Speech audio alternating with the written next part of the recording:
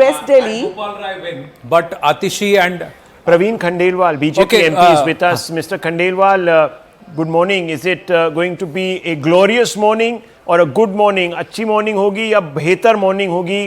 आपको क्या लग रहा है? बीजेपी 50 का आंकड़ा पार कर पाएगी या नहीं? देखिए 50 से ऊपर जाएंगे। आज का दिन दिल्ली के लिए अच्छा है। मैं केवल ये कह सकता हूं कि दिल्ली की जनता ने आज अपने दुर्दिन खत्म किए हैं और अच्छे दिनों की ओर दिल्ली चल चुकी है। भारतीय जनता पार्टी प्रधानमंत्री नरेंद्र मोदी जी के नेतृत्व में एक मजबूत सरकार देगी और आज से दिल्ली के डेवलपमेंट की नई कहानी भाजपा लिखेगी। प्रवीण जी नमस्ते, मैं आनंद नरसिम्हन बोल रहा हूं। एक बात बताइए कि क्या सबसे बड़ा फैक्टर है, क्या महिला वोटर को तोड़ पाई बीजेपी या झुग्गी झोपड़ी क्लस्टर्स के लोग थे जो बीजेपी की तरफ आ गए? क्या फैक्टर है कि इतना बड़ा रुझान बीजेपी की तरफ हो गया आपसे हटकर? आनंद जी, मैं अगर आपको सही बताऊं तो ये इंक्लूसिव और कंक्लूसिव कैंपेनिंग थी भारतीय जनता पार्टी की। नंबर 1, प्रधानमंत्री नरेंद्र मोदी के प्रति लोगों का जो विश्वास और आस्था, लोगों ने, दिल्ली के लोगों ने कंपेयर किया कि मोदी जी के नेतृत्व में जिन राज्यों में बीजेपी की गवर्नमेंट है वहां पर गवर्नमेंट ने डिलीवर किया है जी। अरविंद केजरीवाल को 2-2, 3-3 बार दिल्ली की जनता ने मौके दिए, लेकिन 10 साल में डेवलपमेंट का सिंगल काम दिल्ली के अंदर नहीं किया गया। तो जब लोगों ने कंपेयर किया तो निश्चित रूप से मोदी जी की क्रेडिटेबिलिटी कहीं ज्यादा है अरविंद केजरीवाल से, और इसलिए दिल्ली की जनता ने आज अरविंद केजरीवाल को सजा दी है, वो सजा जिसके वो हकदार हैं।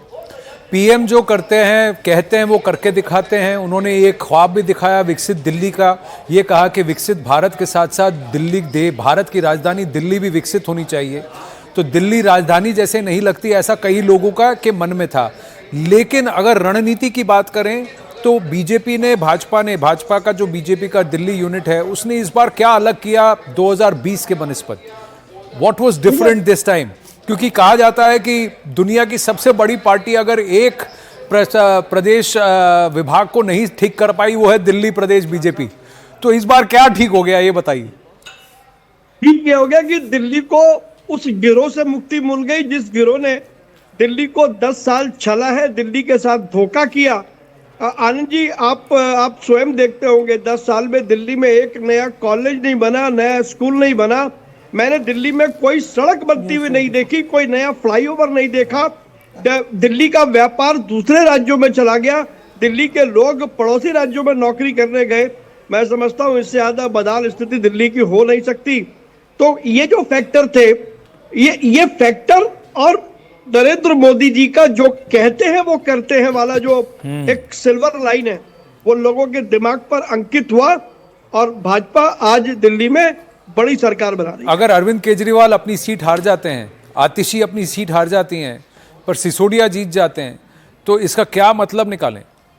देखिए, मतलब इस सब का एक ही है कि ये जो आम आदमी पार्टी नाम की जो आपदा है वो दिल्ली में खत्म होगी और अब पंजाब की बारी है। तो आपको लगता है इसका सीधा असर पंजाब पर भी पड़ेगा? देखिए, क्योंकि अरविंद केजरीवाल की या आम आदमी पार्टी की कोई पॉलिटिकल लीगेसी नहीं थी।